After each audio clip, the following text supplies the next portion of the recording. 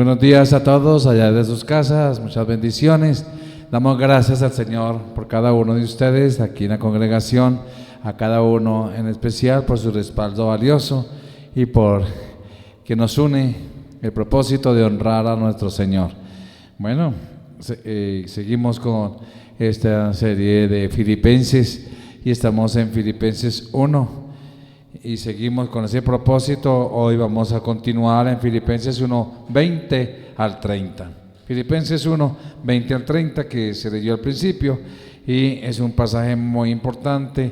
El tema de hoy significa, el tema de hoy es Cristo magnificado en nuestro cuerpo. Son tres aspectos: magnificar a Cristo en nuestro cuerpo, magnificar a Cristo en nuestra vida y magnificar a Cristo en conducta. Entonces, magnificando a Cristo en nuestro cuerpo, en nuestra vida y en nuestra conducta. Aleluya. Filipenses 1, 20 al 30. Y precisamente el apóstol Pablo sabía que esperar en el Señor. Él sabía esperar en el Señor. Bueno, ¿por qué no lo leemos? Aunque después vamos a leer uno por uno, pero yo quiero leerlo todo también. Dice 20 al 30, dice: conforme a mi anhelo y esperanza de que nada seré avergonzado, antes bien, con toda confianza, como siempre. Ahora también será magnificado Cristo en mi cuerpo, o por vida o por muerte. Porque para mí el vivir es Cristo y el morir es ganancia. Mas si el vivir en la carne, o sea en este cuerpo, resulta para mí en beneficio de la obra, no sé entonces qué escoger. Porque de ambas cosas estoy puesto en estrecho, teniendo deseo de partir y estar con Cristo, lo cual es muchísimo mejor. Pero quedar en la carne, o sea que todavía aquí en el cuerpito nuestro, aquí en la tierra, es más necesario por causa de vosotros. Y confiado en esto, sé que quedaré, que aún permaneceré con todos vosotros para vuestro provecho y gozo de la fe, para que abunde vuestra gloria de mí para vuestro provecho y gozo de la para que abunde vuestra gloria de mí en Cristo Jesús por mi presencia otra vez entre vosotros. Solamente que os comportéis como es digno del Evangelio, para que, o sea que vaya a veros o que esté ausente, oiga de vosotros que estáis firmes en un mismo espíritu, combatiendo unánimes por la fe del Evangelio. En nada intimidados por los que se oponen, que para ellos ciertamente es indicio de perdición, mas para vosotros de salvación, y esto de Dios.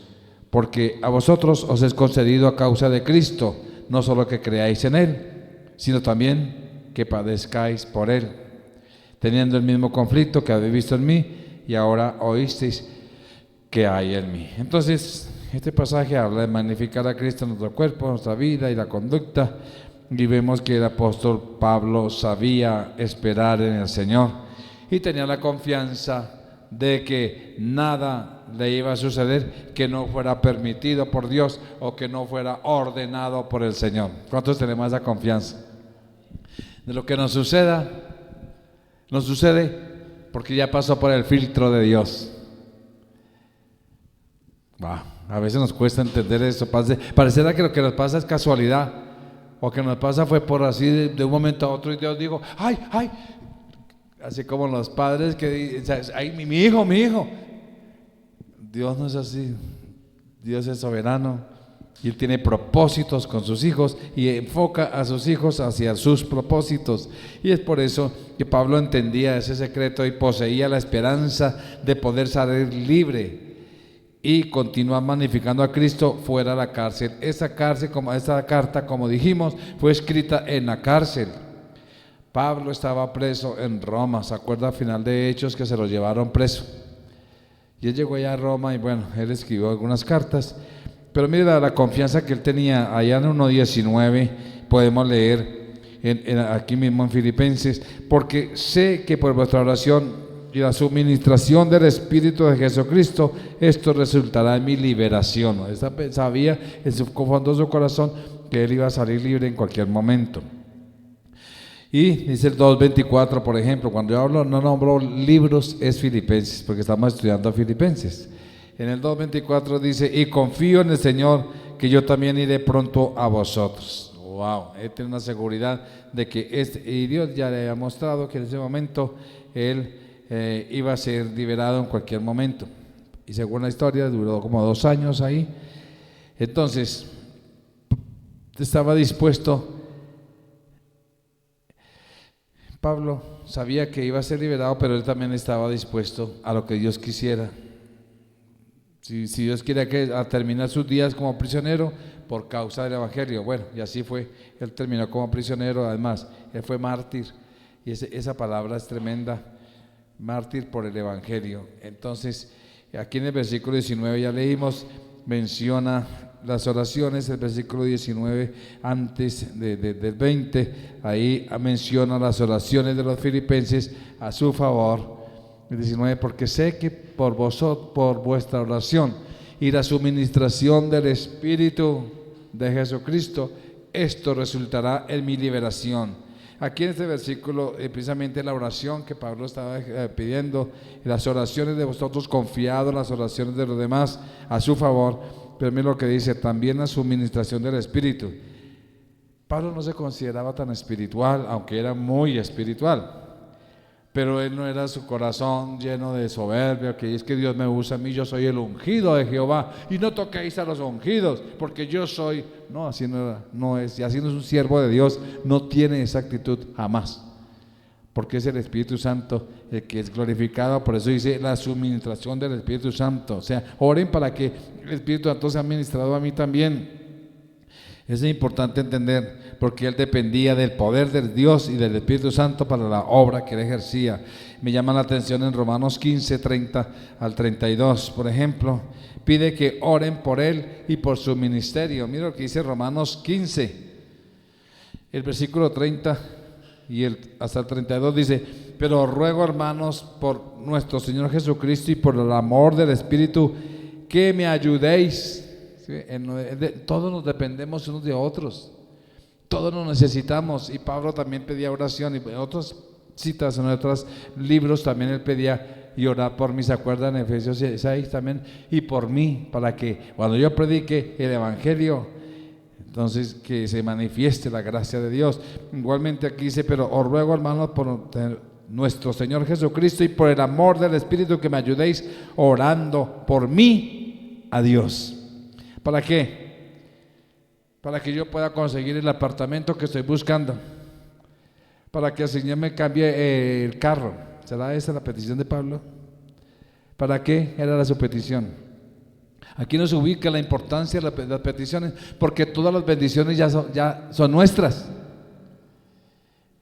Las peticiones bíblicas era más para que la gloria de Dios sea vista, para que podamos predicar la palabra, para que seamos llenos del Señor. Dice, para que sea librado de los rebeldes que están en Judea, y que la ofrenda de mi servicio a los santos en Jerusalén sea acepta, para que con gozo llegue a vosotros por la voluntad de Dios, y que sea recreado juntamente con vosotros. Él pedía para que pudiera llegar a Roma, en otras palabras. Bueno, entonces ahora sí, dijimos que Cristo es magnificado en cuerpo, vida y conducta. Miremos primero en cuerpo. El número 1 que vamos a ver aquí, en el versículo 20 al 24, ahora sí entremos a nuestra cita, a nuestro pasaje de Efesios 1. Bueno, aquí el versículo 20 es el texto clave de este primer capítulo, de todo el capítulo. Dice el versículo 20, conforme a anhelo y esperanza de que nada será avergonzado, antes bien con toda confianza, como siempre, ahora también será magnificado Cristo en mi cuerpo, o por vida o por muerte. Qué tremendo. Aquí se encierra el deseo ferviente de Pablo de magnificar a Cristo. ¿Cuál es tu deseo? De eso determina nuestra tristeza, nuestras ansiedades, nuestro estrés, determina en dónde está nuestra mirada. Muchas veces nuestra mirada está en los hijos, nuestra mirada está en el trabajo, en los logros, en los objetivos. No estoy diciendo que eso no sea parte, eso es parte de nuestra vida, claro que sí. Y Dios ya determinó que seamos bendecidos en ese propósito, que seamos personas de éxito y de glorificar a Dios en lo que hacemos. Pero, ¿cuál es el centro verdadero de nuestra existencia? Por eso muchos queman la vida y se va la vida sufriendo y sufriendo en esta tierra. Pero aquí nos enseña Pablo algo: el ferviente anhelo de magnificar a Cristo, sabiendo de que no tenía nada de que avergonzarse, ni que estuviera en la prisión o que estuviera libre, o como dice aquí, para vida o para muerte. Era su cuerpo el que estaba en juego. Y por eso los siguientes versículos nos resaltan eso. ¿En dónde debe estar Él? Por eso anhelaba que el Señor pudiera ser magnificado y engrandecido a través de su experiencia. Dos cosas, miremos el versículo 21, dos cosas resaltan este versículo 21, teniendo en cuenta eso que estaba diciendo Pablo.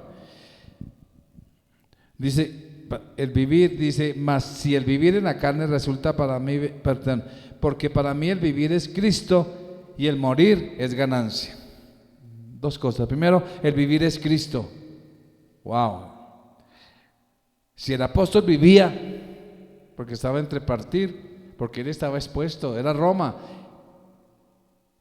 estaba siendo perseguido, la iglesia hasta ahora estaba comenzando a ser perseguida. Él estaba expuesto a cualquier momento, se le iba a cambiar todos los planes y lo podían ejecutar de una vez. Él decía, no, estoy tranquilo, cualquier cosa que me suceda. Pero si el apóstol vivía, deseaba que su vivir fuera Cristo. No consideraba la existencia, la vida aquí en la tierra separado de Cristo. Tremendo eso. Él sabía para dónde iba. ¿Tú sabes para dónde vas? Si tú sabes para dónde vas, ¿por qué sufres tanto? ¿Por qué tanta ansiedad? Las cosas de aquí en la tierra la tienen agarrada. Por eso su vida había encontrado todo un sentido en el Señor. Él quería glorificarlo, permitiendo que ocupara el primer lugar en sus prioridades. Wow, ¿cuál es tu prioridad? Tu prioridad es el éxito. Aunque Dios quiere que tú tengas éxito, pero no es tu prioridad. Tu prioridad son las cosas alcanzables, materiales. Esa es tu prioridad. ¿Cuál es tu prioridad verdaderamente? ¿Por qué haces lo que haces? ¿Avanzas en lo que avanzas? ¿O tu prioridad es que lo que haces glorifique a Dios? Que lo que tengas glorifique a Dios, que puedas mostrar a un Dios que verdaderamente transforma vidas, a un Dios que sí nos genera éxito, a un Dios que sí nos da las cosas, pero como dice por allá en un salmo, cuando aumente las riquezas, no pongáis el corazón en ellas. Entonces, Dios sí quiere que tengamos, pero ¿dónde está el corazón? Ahí está la diferencia. Por eso Pablo entendía algo. Su vivir no era el dinero. Su vivir no era la fama, no era el poder, ni los amigos. Muchos se refugian aún en los amigos. Su vivir no era ni aún su libertad. Él buscaba primeramente el reino de Dios y su justicia. ¿Se acuerdan de Mateo 6:33? Buscad primeramente el reino de Dios, y muchos malinterpretan, ay, tan aburrido. O sea, nos toca estar todos los días en la iglesia.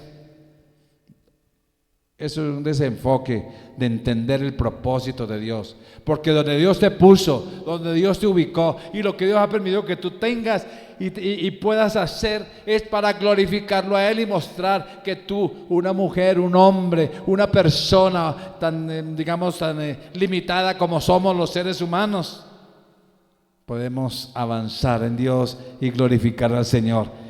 Cuando ponemos la mirada primeramente al reino de Dios y su justicia, el dar la prioridad y el dar el lugar central al Señor es lo más grandioso. Pero qué triste cuando se da la prioridad y el lugar central a lo frívolo, a lo pasajero, a lo que va a quedar aquí. ¿Sabe qué provoca eso? Que cada persona, cuando se cambia del propósito, se cambia de prioridad, cuando se cambia del objetivo, Pablo dice, prosigo al blanco, a la meta. Él tenía algo claro, tenía hacia dónde llegar, a honrar a mi Señor. porque mi meta no es aquí en la tierra. Muchos viven para la tierra y ahí llegaron. ¿Sí saben algo? Lo más desgraciado para un ser humano, lo más terrible para un ser humano, es que tenga solo plata y ese sea su Dios y que tenga las cosas y se llene de eso. Ya, eso es su vida y hasta ahí llegó. Pero no se pudo llevar nada de sus logros. Por eso, mis amados, el dar la prioridad a lo pasajero provocará que la gente viva con miedo, con envidia, con egoísmo, con arrogancia, con soberbia, con orgullo, con codicia, con avaricia. Y seguimos la lista de más ladrones que nos roban la vida, que nos roban el gozo genuino y eterno que Dios quiere darnos y que vivamos con gozo eterno aquí en la tierra. Tremendo. ¿Se ha dado cuenta que la gente entre más tenga como que más esa zozobra y más? ¿Por qué? Porque tienen que cuidar y tienen que estar ahí pendiente. Qué tremendo. Dios sí nos quiere dar y resalto eso porque nos prometió todas las riquezas en Cristo, dice la palabra.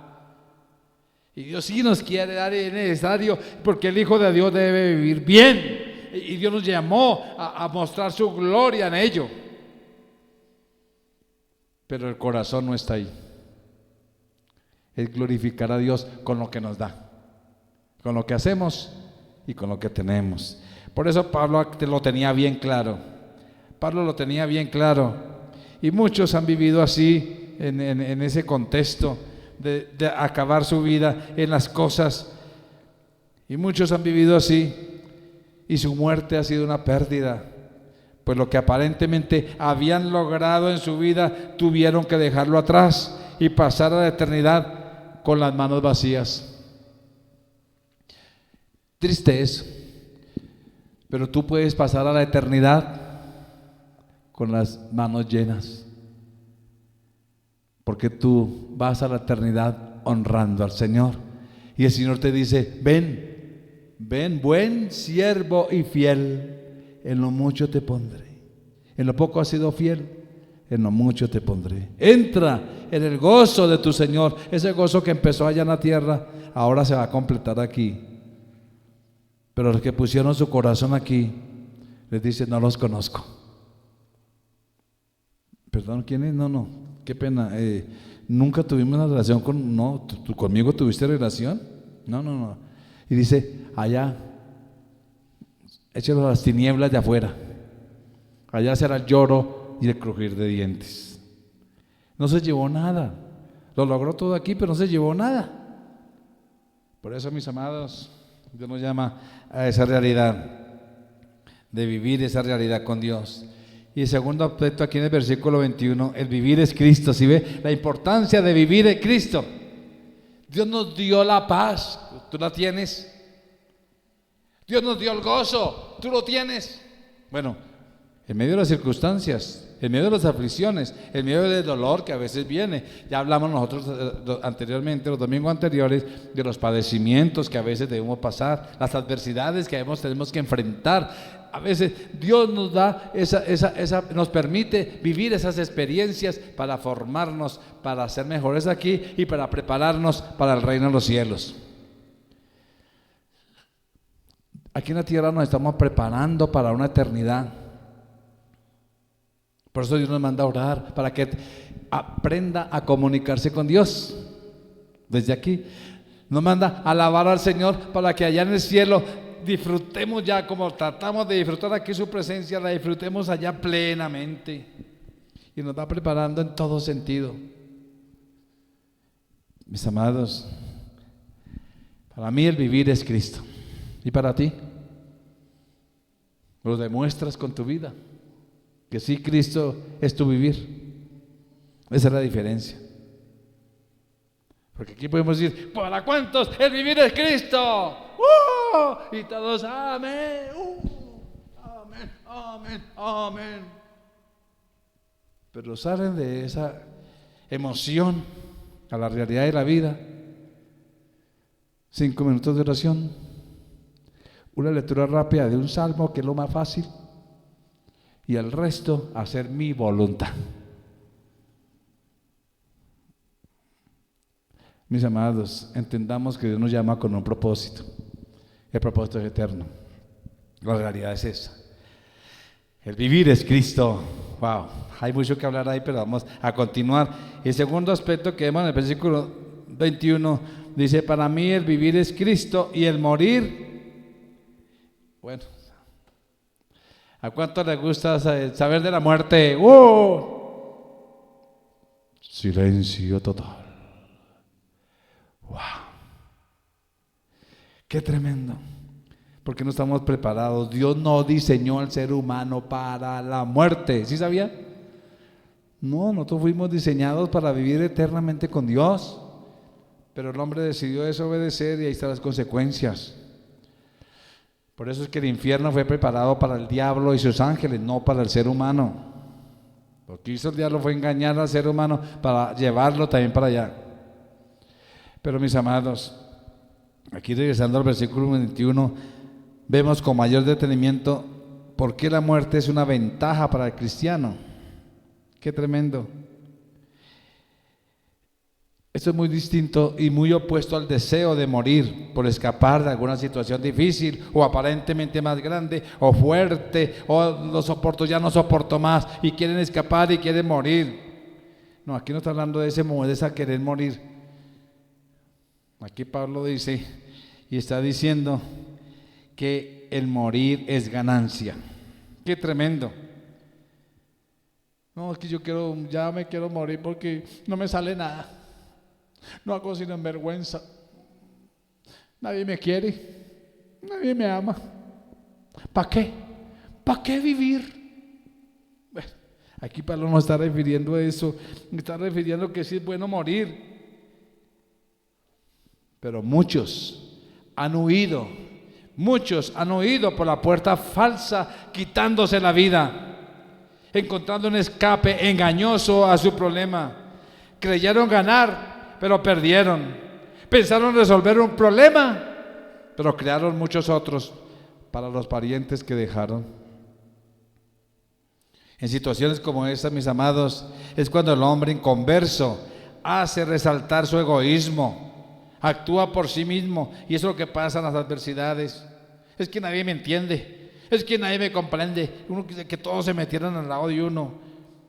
Es por eso, hermanos, que resalta el egoísmo, y cada persona en esas situaciones actúa pensando solamente en sí misma, sin importar el daño que causa a los demás. Muchos sacrifican lo eterno en el altar de lo temporal. Muchos sacrifican lo eterno en el altar de lo temporal. Huye de una situación pasajera y cae en una eternidad sin esperanza, sin Dios, sin salvación. Mis amados, el sentir de Pablo es una exclamación del alma, de lo más profundo de su ser, que se afianza en Cristo. ¿Por qué? Porque hay ganancia. Hay ganancia. Hay confianza en las promesas del Señor. Anhela estar con Cristo. ¿Cuántos anhelan estar con Cristo? ¿Cuántos están con Cristo aquí? Si tú estás con Cristo y vivimos en Cristo y mostramos a Cristo, entonces la muerte no es un problema, porque Él dice que hay esperanza, y como dice aquí, que es muchísimo mejor, la cual hay ganancia. El morir es ganancia. Qué tremendo. Por eso, mis amados, estar en Cristo es lo más importante. Pero está dispuesto a esperar el momento en que Dios designe su partida, aún estando en medio del sufrimiento y la batalla espiritual. Sigamos nuestro texto. Dice el versículo 22: Mas si el vivir en la carne resulta para mí beneficio de la obra, no sé entonces qué escoger. Bueno, hay un dilema.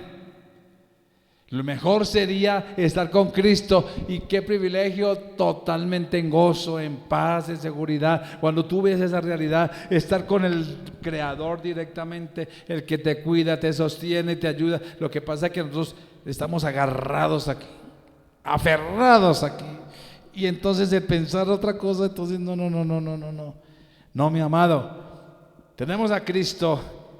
Si cuando Cristo es el objetivo nuestro, y cuando buscamos las cosas de arriba, entonces nosotros estamos aferrados a Él. Dios se encarga de eso. ¿Qué quiero decir? No quiero decir que usted desee la muerte. Estoy diciendo que usted viva en paz, en gozo, en seguridad del Señor, en medio de todo lo que pueda suceder en tu vida, porque sabe que tu vida está controlada por el Señor. Así te lleve de aquí. No es que, ay, ahora estoy yo, ¿qué tal que me lleve mis hijos? No, ¿por qué está pensando eso? ¿Acaso Dios no sabe? ¿Acaso Dios no dio unos padres a esos niños? ¿Acaso Dios no dio no dio una seguridad a cada hogar? Dios sabe, Él conoce los momentos. Por eso es que muchos parten de esta tierra no tanto porque quieran o deseen, sino por las consecuencias de muchas cosas. Pero el plan de Dios para cada uno es que vivamos en bendición aquí en la tierra hasta el final. Es más, ¿cómo murió los que le sirvieron? Miren a Abraham, viejo y lleno de días. Miren a David, murió lleno de días, dice la palabra. Dice la palabra, otra promesa por el Salmo 82, que aún los ancianos serán vigorosos y verdes. Bueno, entonces sí se puede ser verde, un anciano puede ser verde. Entonces, serán vigorosos y verdes, o sea, fructificarán, tendrán vigor. Esas son las promesas del Señor. Pero cuando nos enfrentamos a esa realidad, pensamos que es que todo es negativo. No, en Dios todo es positivo y de bendición. Por eso, qué lindo, como el apóstol aquí en el versículo 22, él estaba profundamente emocionado mientras se consideraba las opciones. Por eso dice que hay un dilema entre vivir o morir. Al enfrentar este dilema, bueno, ¿qué hago? ¿Qué escojo? No sé qué escoger, dice Pablo. ¿Cuál es tu decisión? Nosotros tenemos que hacer esa decisión, pero a veces hay cierta resistencia a morir por amor a nuestros seres queridos que deseamos ganar para Cristo, o nuestra posición y con quienes queremos seguir disfrutando de comunión. Pero también tener el deseo de estar con nuestro Redentor, disfrutar de lo que es la salvación eterna, encierra y aguarda. Por eso, mis amados, la última la palabra la tiene el Señor.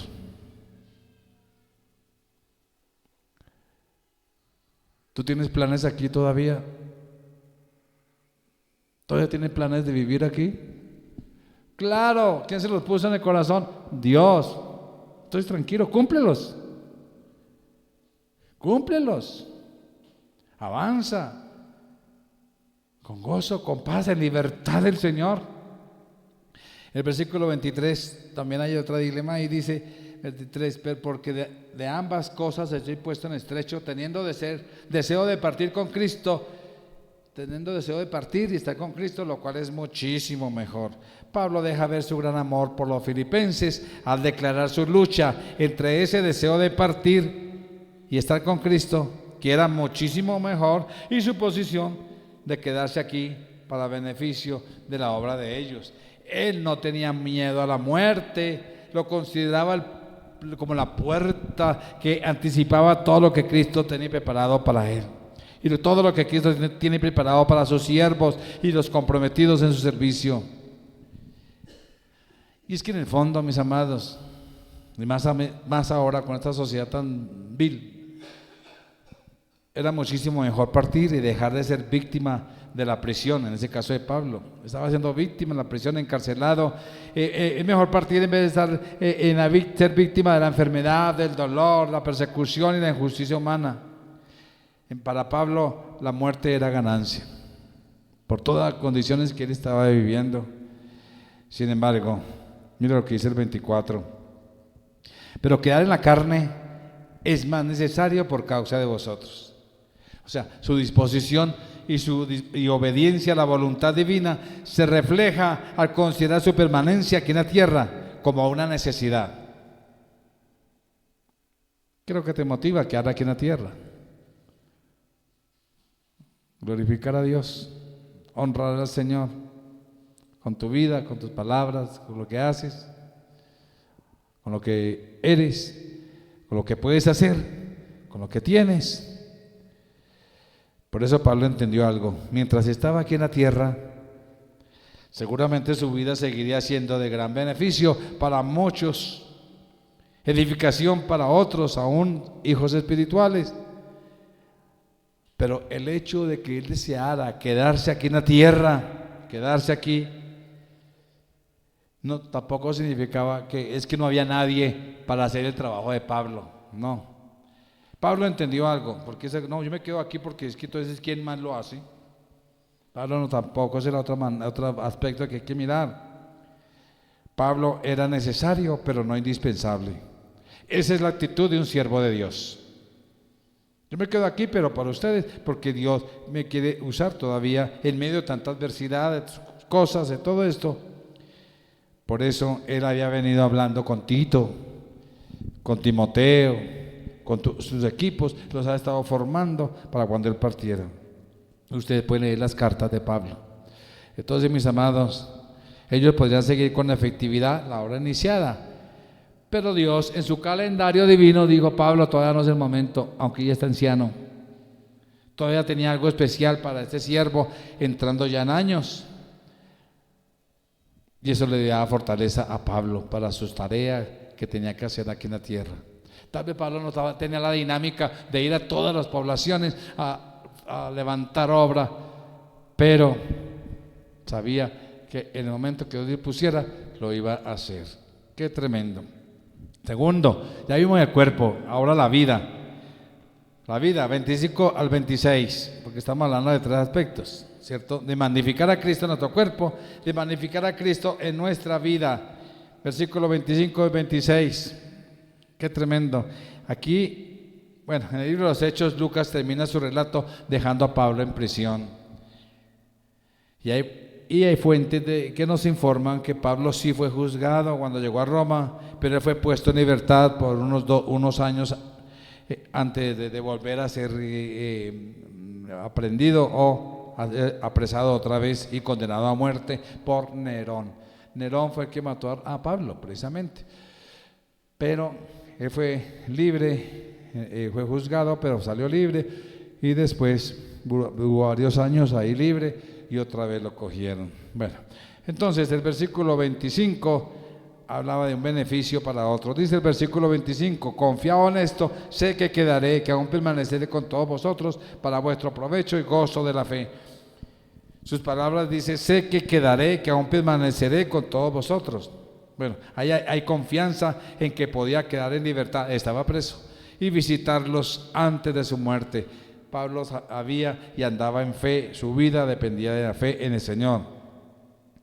Bueno, ahí en Tito y Timoteo, esas cartas, podemos creer que Pablo estuvo muy ocupado en beneficio de la obra durante ese tiempo que salió libre y lo volvieron a encarcelar. En ese tiempo, ahí, por ejemplo, 1 Timoteo 1:3, vemos que Pablo estaba por allá, menciona varios lugares: Creta, Neápolis, Troas, Mileto. Entonces, en 1 Timoteo 1:3, eso, como te recuerdo que hace cuando fuimos a... Bueno, y ahí sigue hablando de los lugares donde estuvo. Entonces dice que él estuvo en Macedonia. En todos esos procesos, él estuvo en Macedonia también, que es la zona donde están los filipenses. Y el versículo 26 nos dice, versículo 26: para que abunde vuestra gloria en mí, en Cristo Jesús, por mi presencia otra vez en vosotros. Su visita a Filipos, porque fue libre otra vez, durante ese viaje seguramente contribuyó al proceso de los hermanos y el gozo de la fe, porque dice que abunde vuestra gloria en mí, perdón, la gloria en Cristo Jesús por mi presencia otra vez. Pablo tenía un testimonio vivo del Señor.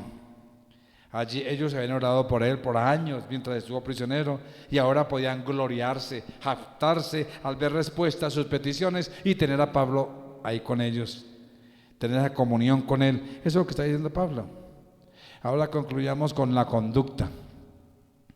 La vida de Pablo fue una vida de relación con la iglesia, y Dios lo tenía aquí en la tierra para ello, para fortalecer la doctrina de la iglesia, para fortalecer la iglesia y para fortalecerse unos a otros. En la conducta, dice el versículo 27 y 28, dice que sea digna del evangelio. Dios espera que tengamos una conducta que sea digna del evangelio. Bueno, Filipos era una colonia romana, la cual las costumbres de Roma habían sido transportadas, o sea, mucha transformación en forma total en Roma, en Filipenses, y todas las colonias de Grecia, todas fueron cambiadas, se ponían la bandera romana y su idioma y la moneda latina, todo eso influenció por el Imperio Romano, y muchos de los ciudadanos romanos disfrutaban inclusive de los beneficios políticos y civiles del gobierno, en este caso el imperio. Pero me dice Pablo aquí una frase muy importante: os comportéis. Solamente que os comportéis. Literalmente significa cumplan su deber como ciudadano, como buen ciudadano. ¿Cuál es otra conducta en donde nos movemos? Así como se esperaba que la conducta de un ciudadano fuera digna del Imperio Romano, Pablo exhorta a los filipenses a ser dignos ciudadanos del reino celestial. Les pide tener como meta el vivir de tal manera, como dice aquí, que fueran dignos del Evangelio de Cristo. Dignos del Evangelio de Cristo, dice el versículo 27. Tú eres digno del Evangelio de Cristo. Te estás comportando como digno representante del reino de Dios. La palabra habla que somos embajadores de Cristo, que nuestra ciudadanía no está aquí en la tierra, sino en el cielo, etcétera. Y Pablo resista aquí en la carta: pórtense como es digno de una persona de Dios. A donde vayas, donde estés. Por eso es que un cristiano, hijo de Dios, por eso es que una persona que sea del Señor no miente o no engaña a otros en sus negocios, no manipula para beneficio propio. Aún en el ambiente social en que nos venimos, no se aprovecha de otros, porque es un digno representante del reino de Dios. Y lo que hace es mostrar objetividad, lo que hace es mostrar la otra cara de la moneda, que cuando no está el jefe, ahora sí todos haciendo otras cosas menos su tarea y su labor por la cual fue contratado. No está el jefe, pero está mi jefe mayor, que es Cristo, y a Él es el que honro y a Él es el que yo glorifico. Para mí el vivir es Cristo. Otra vez volvemos a lo mismo, ¿sí ves? Entonces, mis amados, como Pablo dice, comportémonos como es digno un ciudadano del reino de los cielos. Qué tremendo. Por eso aquí habla de una unidad de principio, algo que se admira en gran manera cuando, por ejemplo, mira lo que dice aquí en el versículo 28, me llama mucho la atención: que os comportéis como Dios en el evangelio, para que sea que vaya a ver, para que estéis firmes. ¿Se acuerda el Palacio Real de Londres? ¿Se han visto allá esos soldados con unos sombreros ahí, todos grandotes y todos quietos ahí? Esa figura de los soldados bien erguida en la guardia principal, que parece personas de cera, parece como personas de cera y no humanos, ahí quietos, no se mueven ni pestañean, y nadie les hace desviar su mirada o distraer su posición. Bueno, aunque algunos turistas tratan de molestarlos y todo esto, y tratan de llamar la atención. Una revista ya publicó, la Life, que es de allá, en una ocasión por la fotografía del soldado con una abeja parada en su nariz. Fotografió ahí. Y ese artículo, el énfasis de ese artículo del soldado que mantenía su posición de firmes, aunque la abeja estaba ahí, él se mantenía firme y resaltó mucho la importancia de estar firmes. Bueno, esa es la idea que Pablo también quería comunicarnos al pedir a los filipenses que estén firmes. Al pedir a la iglesia, estar firme. No, pero alguno vio la abeja y sales corriendo. Ahí sí está la abeja. Perdón. Entonces, es por eso que Dios manda a ser firmes, estar firmes, sin dejar que nada los mueva de su posición como cristianos. Muchos venden sus principios para poder acomodarse a un grupo, para poder acomodarse a una situación. No venda sus principios y mantenga su posición y su fe en el Señor. Muchos se rinden. De aquí que Pablo está sugiriendo es que no deben rendirse ante las circunstancias o acobardarse ante los ataques del enemigo.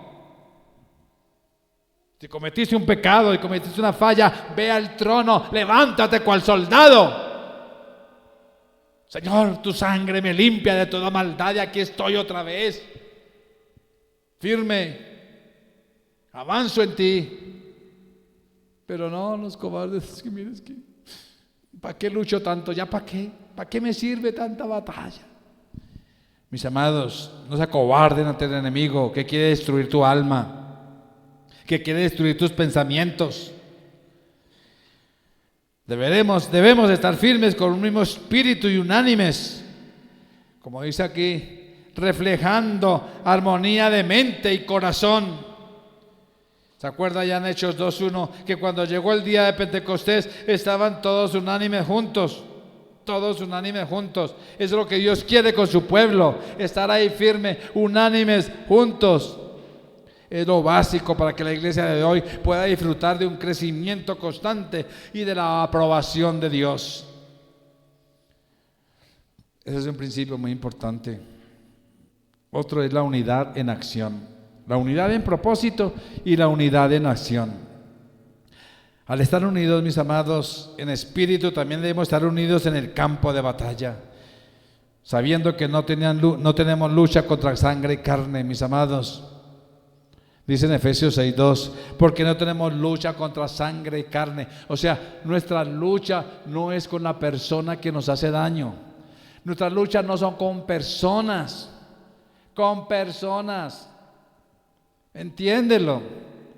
Que hablaron mal de ti, que te humillaron, bueno, cualquier cosa que tú veas que las personas hacen contra ti, esa no es tu lucha, no es la persona, es lo que está detrás de la persona.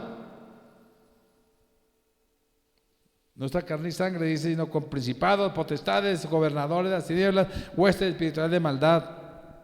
Cada uno de nosotros tenemos la responsabilidad como iglesia de unirnos, para que unidos nos unamos, para que batallemos juntos y avancemos. Pablo aquí era muy celoso del evangelio y las cartas a veces los exhortaba a tomar una actitud de lucha ante los ataques del enemigo. Segunda Timoteo 2:3-4 nos dice y nos compara con soldados que militan en el ejército de Cristo. Qué tremendo. Primero que dice aquí, tú puedes sufrir penalidades como buen soldado de Cristo. O sea, estar firmes, ahí está diciendo, sufre, hay que sufrir, hay que entender, hay que avanzar. El sufrimiento nos forma y nos ayuda a avanzar, dice el versículo 4. Dice el versículo 4, ninguno que milita se enreda en los negocios de la vida a fin de agradar al que lo tomó por soldado. Qué tremendo. Por eso aquí dice en el versículo que estamos viendo, en el 28, combatiendo unánimes, ¿sí ve? Perdón, el versículo 27 al final, combatiendo unánimes por la fe. Eso es combatir, somos soldados de Cristo. El cristiano tenemos, los hijos de Dios tenemos el deber de avanzar de creer, de confiar, de saber nuestra vida,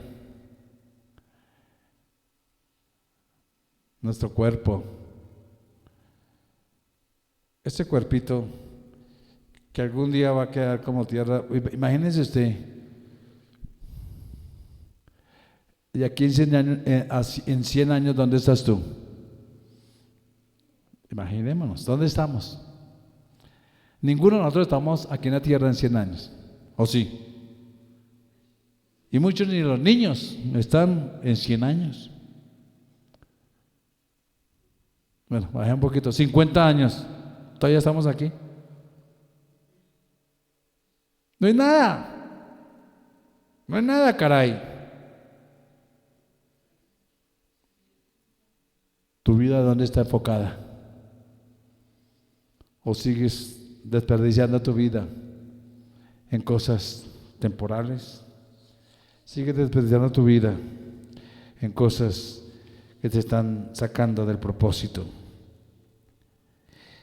¿Sigues sacrificando, y termino acá, sigues sacrificando lo eterno en el altar de lo temporal? Revisa cómo está tu vida con Dios. Ese es el secreto. Oremos. Señor, te damos gracias por este tiempo que nos das. Gracias por tu bondad, por tu gran amor, por tu misericordia. Gracias, Señor, porque sin ti nada somos, porque sin ti nada podemos hacer. Ayúdanos, que esta vida tenga propósito, que entendamos las prioridades, que entendamos y avancemos en esa realidad contigo. Dios, aquí estamos, te necesitamos. Gracias, Padre, en Cristo Jesús. Amén. El Señor continúe bendiciéndoles, tengan una semana victoriosa.